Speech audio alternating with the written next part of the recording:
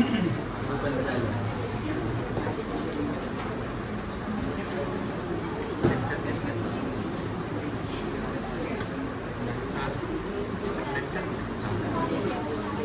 का लेक्चर 6 होगा,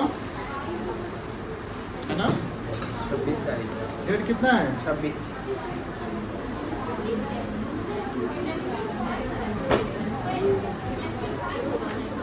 जून।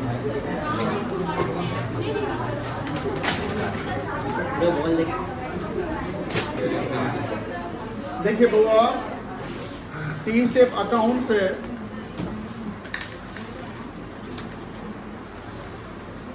बहुत ही इजी टॉपिक है। आगे जैसे आप लोग अकाउंट्स का डेफिनेशन बताए होंगे तो उसमें लिखे थे accounting in art of recording classifying. Classification का मतलब होता है उसका सेग्रीगेशन करना कि हेड्स ऑफ अकाउंट बनाते हैं। टी शेप अकाउंट इजी इसलिए है कि यहाँ पर एक टी शेप टाइप का एक अकाउंट बनेगा, जैसे ये टी हो गया। अब टी हो गया इसका मतलब क्या है, इसके दो साइड बन गए। कितने साइड बन गए बेटा? Left side and right side. अभी समझिएगा, ये हो गया लेफ्ट साइड और ये हो गया आपका राइट साइड। लेफ्ट साइड को हम लोग डेबिट से डिनोट करते हैं, DR। किससे डिनोट करेंगे? DR से। और राइट साइड को क्रेडिट से डिनोट करते हैं, CR। हम लोग पूरा डेबिट नहीं, शॉर्ट में DR लिखेंगे एंड शॉर्ट में CR लिखेंगे, डेबिट एंड क्रेडिट। जो लेफ्ट साइड है डेबिट साइड, यहाँ पर हम लोग जो स्टार्टिंग करते हैं वो 2 से स्टार्टिंग करते हैं, T और 2 लिखेंगे। और राइट साइड लिखेंगे Y।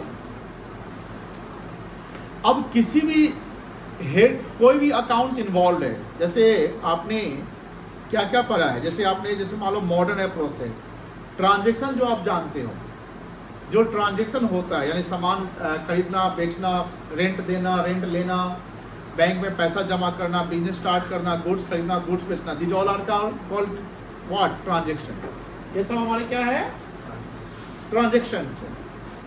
अब इस ट्रांजेक्शन के बाद हम लोग यहाँ पर ये जो देखो हेड्स ऑफ अकाउंट बनाते हैं ना, हेड्स ऑफ अकाउंट जिसको बोलते हैं अकाउंट्स।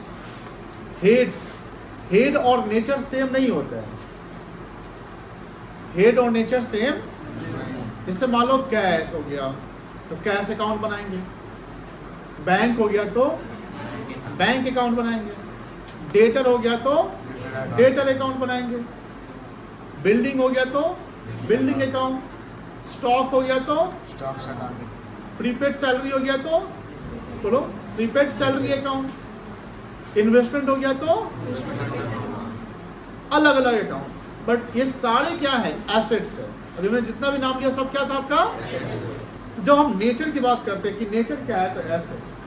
तो जो मान लो कि 10 एसेट्स अलग अलग दिया हुआ है, 10 एसेट्स, तो आपको 10 टी शेप अकाउंट बनाने पड़ेंगे। एक नहीं कि एसेट्स बना देते उसमें सब डाल देते हैं, फिर गड़बड़ हो जाएगा।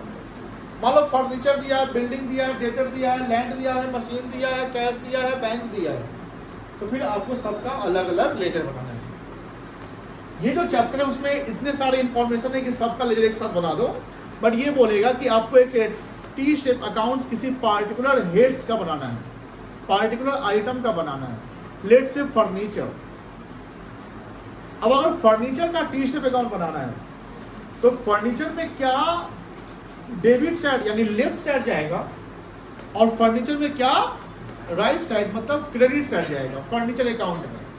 तो पहले हमको ये कॉन्सेप्ट याद रखना है कि ध्यान रखिएगा, डेबिट क्रेडिट का रूल्स हम लोग पढ़ रहे आ रहे हैं, 5 लेक्चर से डेबिट क्रेडिट को पढ़ रहे हैं ना।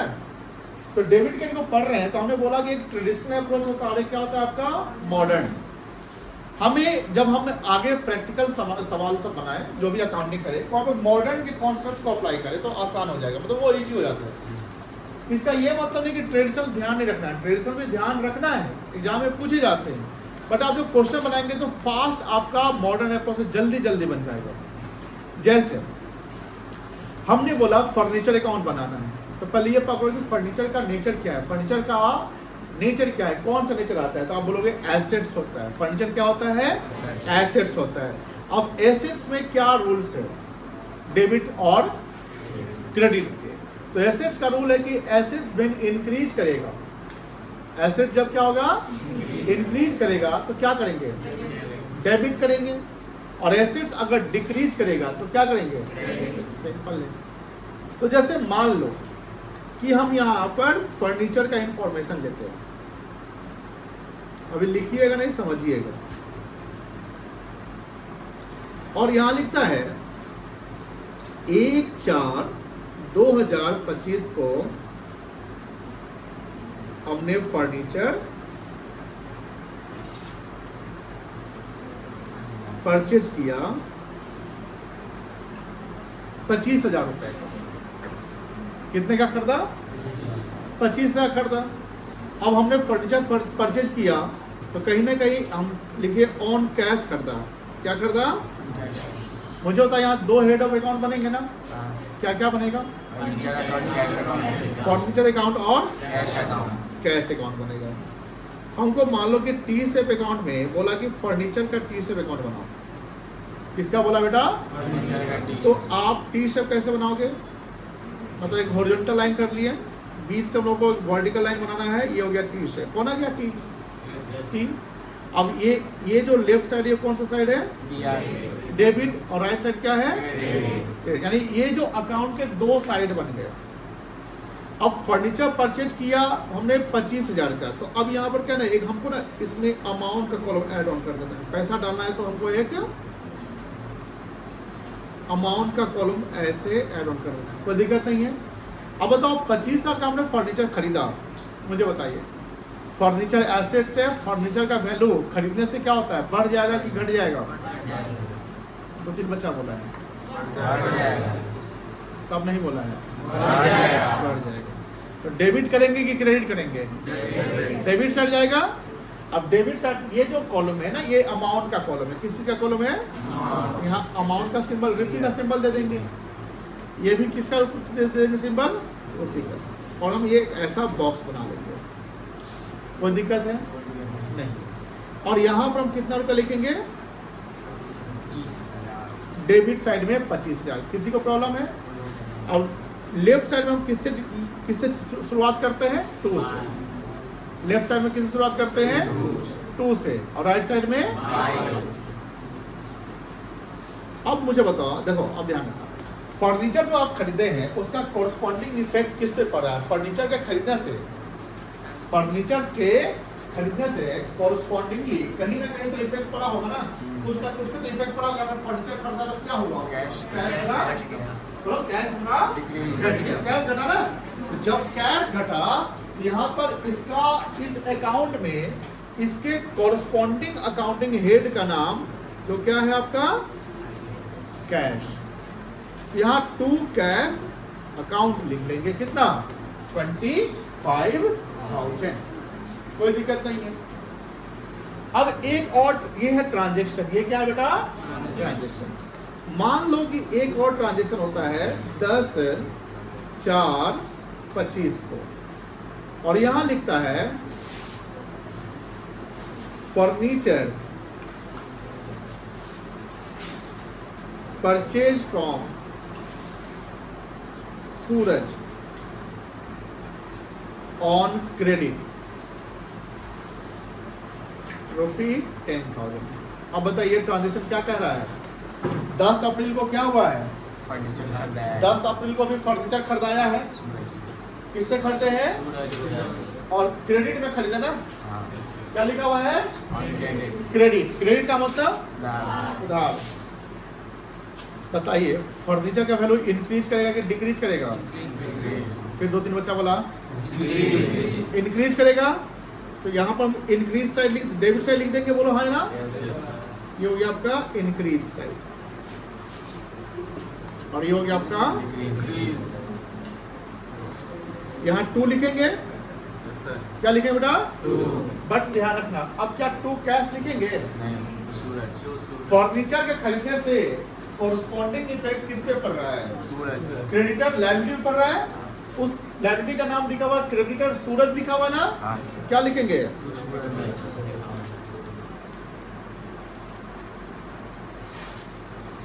कोई दिक्कत है? No. नहीं। मान लीजिए 17/4/25 को यहाँ लिखता है फर्नीचर सोल्ड।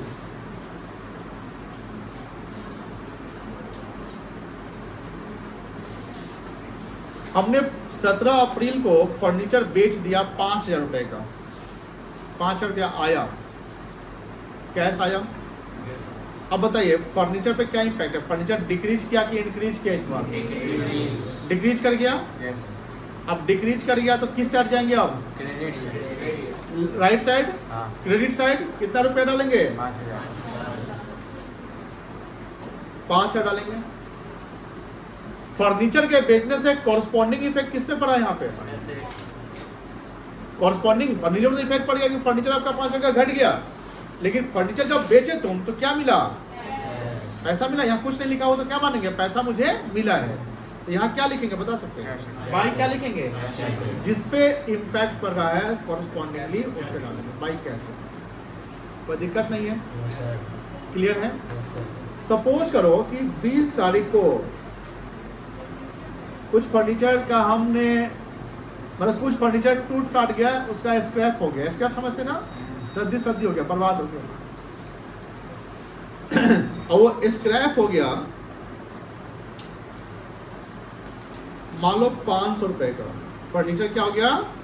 500. स्क्रैप हो गया। स्क्रैप समझते हैं? स्क्रैप का मतलब रद्दी हो जाना, मतलब कि वो जिसका कोई यूज नहीं है उसको कचरा में फेंक दिया, पूरा कचरा। मुझे बताइए ये जो 500 का फर्नीचर स्क्रैप हुआ है, इससे फर्नीचर इंक्रीज करेगा कि डिक्रीज करेगा? उसका वैल्यू घट जाएगा क्योंकि तो बेचने लायक नहीं है ना। अब बताओ किस साइड जाएंगे? राइट साइड की लेफ्ट साइड? कितना लिखेंगे? 500. और रीजन यहाँ पर कैश लिखेंगे? नहीं, बेचते तो पैसा आता तब कैश लिखते हैं, चेक मिलता तो बैंक लिखते हैं। यहाँ लिखेंगे बाय स्क्रैप। कोई दिक्कत नहीं है? अब जैसे फर्नीचर जो होता है वो एक टेंजिबल फिक्स्ड एसेट्स होता है। क्या होता है बेटा? और टेंजिबल फिक्स्ड एसेट का एक नियम होता है कि जितना ज्यादा उसको यूज करेंगे उतना ज्यादा उसका वियर एंड टियर होता है। Except land. लैंड का वियर एंड टियर नहीं होता है। लैंड का वैल्यू समय के अनुसार इंक्रीज करता है, बट लैंड के अलावा जो भी एसेट्स है उसका वैल्यू समय के अनुसार क्या होता है? गिरता है। रीजन है wear and tier. Wear and tier का मतलब टूट फाट जाना, टाइम का वेस्ट होना, समय का निकलना, सामान का पुराना होना। इस सब कारण से उस एसेट की वैल्यू क्या होती है? गिर जाती है, डिक्रीज होती है। Decrease in the value of assets, decrease in the value of asset due to wear and tear is called depreciation. क्या कहते हैं उसको? Appreciation. और मान लो कि इस महीना के अंत में हमने 1 महीने का डेप्रिसिएशन उस पर लगाया। मान लो कि हमने लगाया 400 रुपया का डेप्रिसिएशन। बताओ डेप्रिसिएशन से फर्नीचर का वैल्यू इंक्रीज करेगा कि डिक्रीज करेगा? डिक्रीज। किस साइड जाएंगे? 400 रुपये डाल देंगे। अब यहाँ घटने का रीजन क्या है? क्या बेचे हैं? नहीं। क्या स्क्रैप हुआ है? नहीं। क्या हुआ है?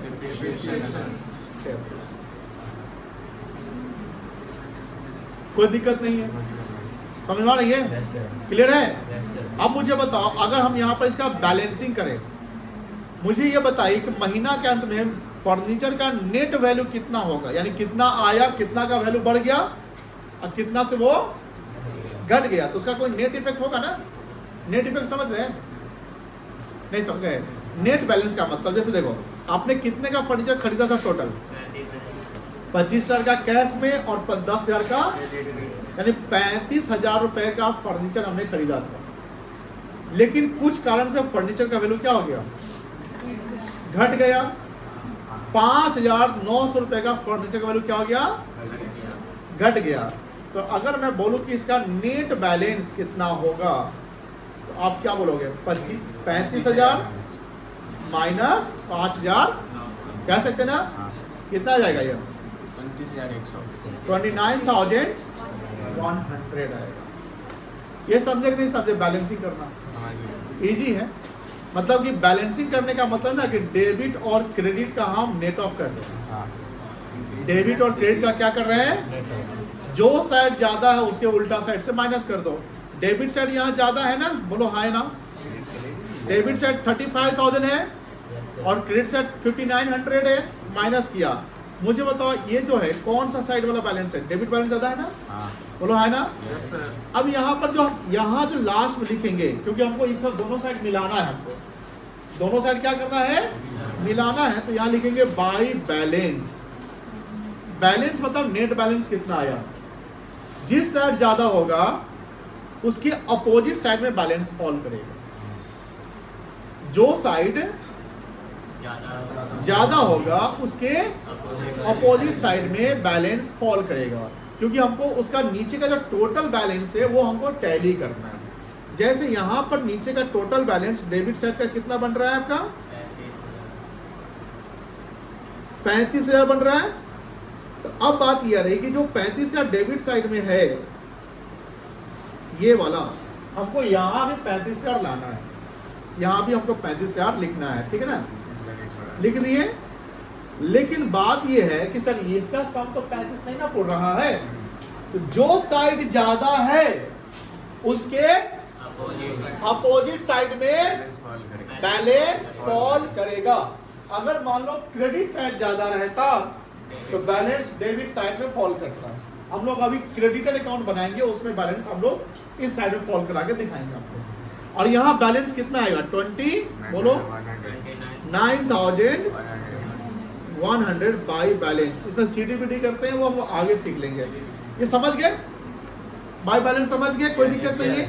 यानी इस ट्रांजेक्शन जो 5 ट्रांजेक्शन हुआ है, कितना ट्रांजेक्शन हुआ है, 5 ट्रांजेक्शन हुआ है। इस 5 ट्रांजेक्शन को हमने इसके टी से यानी इसके अकाउंट में डाला, फर्नीचर अकाउंट में इसको हमने डाला, क्योंकि फर्नीचर से रिलेटेड था।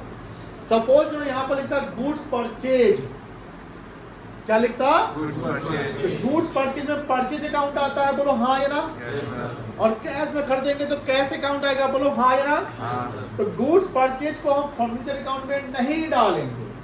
क्यों नहीं डालेंगे, बिकॉज गुड्स परचेज करने से मेरे फर्नीचर पे कोई इम्पैक्ट भी नहीं पड़ा। हम जो अकाउंट बना रहे हैं ना, जो भी अकाउंट बना रहे हैं, हमें ये देखना है कि उस अकाउंट को बनाने से उस पे जो जिस ट्रांजेक्शन उस पे इम्पैक्ट पड़ेगा हम उसी को डालेंगे और किसी को पे नहीं डालेंगे। अगर मैंने यहाँ लिखा कि रेंट पेड, क्या लिखा, तो रेंट पेड से रेंट और कैश पे इम्पैक्ट पड़ रहा है, rent account and cash account बन रहा है, बोलो हाँ या ना। तो फिर फर्नीचर में क्यों डालेंगे, रेंट पेड किया मैं हमने तो रेंट अकाउंट और कैश अकाउंट बना। तो अगर रेंट अकाउंट बना रहे हैं हम लोग तो रेंट अकाउंट में जाएगा, कैश अकाउंट बना रहे हैं तो कैश अकाउंट में जाएगा, बट इसके अलावा किसी और अकाउंट में नहीं जाएगा। बिल्डिंग परचेज किए, क्या फर्नीचर अकाउंट में जाएगा, नहीं जाएगा। डेप्रिसिएशन ऑन बिल्डिंग लिखा हुआ है, क्या फर्नीचर अकाउंट में जाएगा, नहीं जाएगा। सैलरी पेड, क्या फर्नीचर अकाउंट में जाएगा, नहीं जाएगा। फर्नीचर सोल्ड, फर्नीचर क्या फर्नीचर अकाउंट में जाएगा, यस सर जाएगा। कोई दिक्कत, ये समझ में आ गया, कोई दिक्कत नहीं है। यहाँ बैलेंस किस साइड फॉल कर रहा है, अपोजिट साइड। जिस साल बोलो, जिस साइड, आगे बोलो, बैलेंस ज्यादा हो उसके अपोजिट साइड बैलेंस फॉल करेगा। बैलेंस निकालने के लिए डेबिट साइड और क्रेडिट साइड को नेट ऑफ करते हैं। नेट ऑफ कर समझते हैं ना, डेबिट साइड ज्यादा है तो डेबिट माइनस क्रेडिट कर दो, अब क्रेडिट साइड ज्यादा है तो क्रेडिट माइनस। कोई दिक्कत है, एक और ट्रांजेक्शन तब लिखिएगा।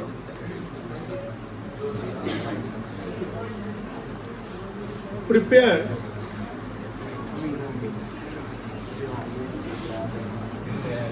Creditor account. बताओ क्रेडिटर का नेचर क्या है, एसेट है, लायबिलिटी है, रेवेन्यू एक्सपेंस है, लायबिलिटी है। Very good. अब लायबिलिटी में क्या रूल है, डेबिट कब होगा, जब डिक्रीज होगा तब। अब क्रेडिट कब होगा, इंक्रीज होगा तब। कभी कोई बच्चा हमेशा याद रखिएगा क्या बोलता है, जो भी इंक्रीज कर जाए डेबिट कर दो, ऐसा नहीं होता है। एसेट इंक्रीज कर जाए तो डेबिट, समझ गए ना। जैसे देखो यहाँ लिखता है goods purchase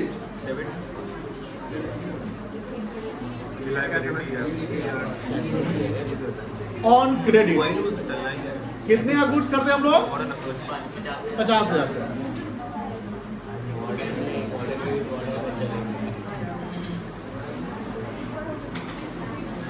check paid to creditor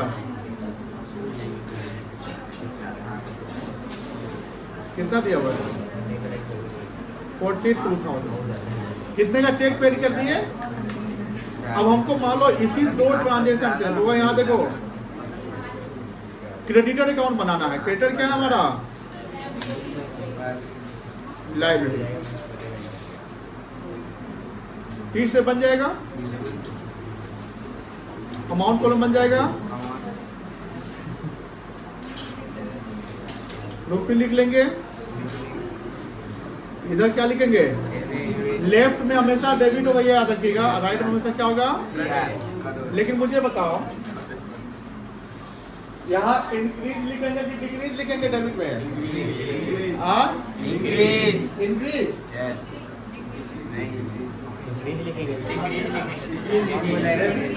increase लिखेंगे कि डिक्रीज लिखेंगे?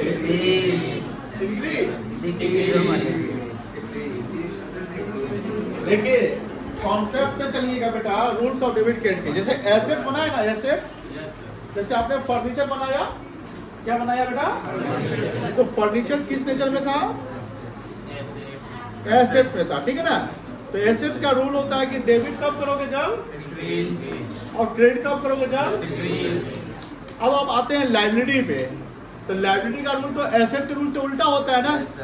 डेबिट कब करोगे? जब डिक्रीज कर जाएगा तब। और क्रेडिट कब करोगे?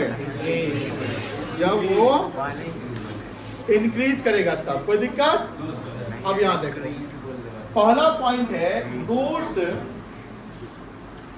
Goods purchase on credit.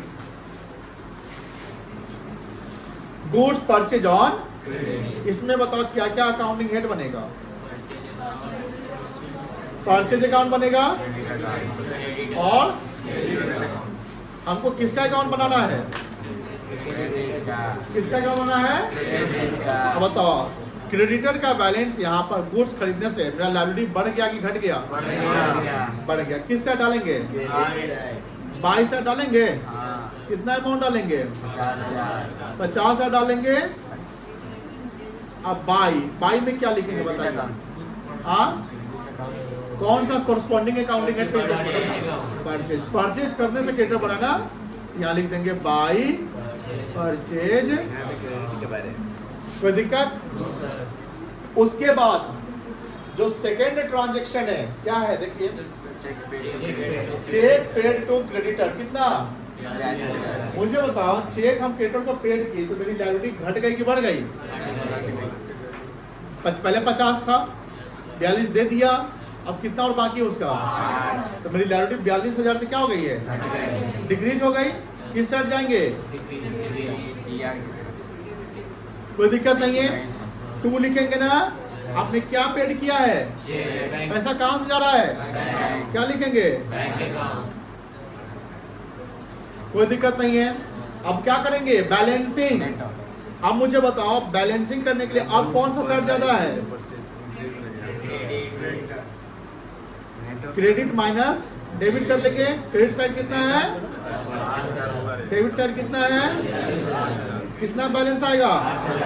अब किस साइड बैलेंस लिखेंगे? Left side.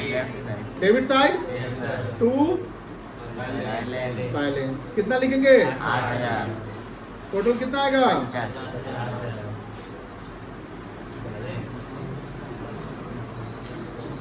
तो दिक्कत समझ में आ गया? हाँ। तो जिस साइड ज्यादा है, जिस साइड उसके साइड बैलेंस क्या होगा? बैलेंस और बढ़ेगा। कोई दिक्कत? नहीं। नोट डाउन कर लो। कहाँ से करोगे?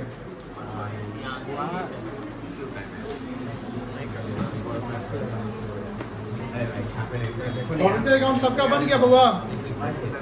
चलो सबसे पहले टी सेव अकाउंट किसका बनाना है? फर्नीचर का। फर्नीचर हमारा एसेट है कि लायबिलिटी है? तो डेबिट में इंक्रीज और क्रेडिट में, तो पहला पॉइंट है फर्नीचर परचेज किया गया है, तो परचेज हमने पैसा देकर किया होगा, तो लिखेंगे टू कैश अकाउंट 50,000 का। फिर दूसरा पॉइंट में है फर्नीचर सोल्ड किया गया है 10,000 का, तो पैसा आया है, तो ये इससे फर्नीचर घट गया। बाय लिखो, बाय कैश अकाउंट 10,000। तीसरा पॉइंट में फिर फर्नीचर खरीदाया है, कैश गया होगा, फर्नीचर बढ़ गया, टू कैश अकाउंट लिखो 15,000 टू कैश अकाउंट लिख लिया। चौथा में फर्नीचर डिस्कार्ड हो रहा है, डिस्कार्ड मतलब खराब हो गया, बर्बाद हो गया, इससे फर्नीचर का वैल्यू क्या हो जाएगा? गिर जाएगा। लिखो bye furniture discarded account, by side में 5,000। फिर डेप्रिसिएशन हुआ, घट गया, बाय साइड में बाय डेप्रिसिएशन अकाउंट 3,000। बैलेंसिंग कर लिए हैं, कितना बैलेंस आया है? 47,000। कोई दिक्कत? Very good.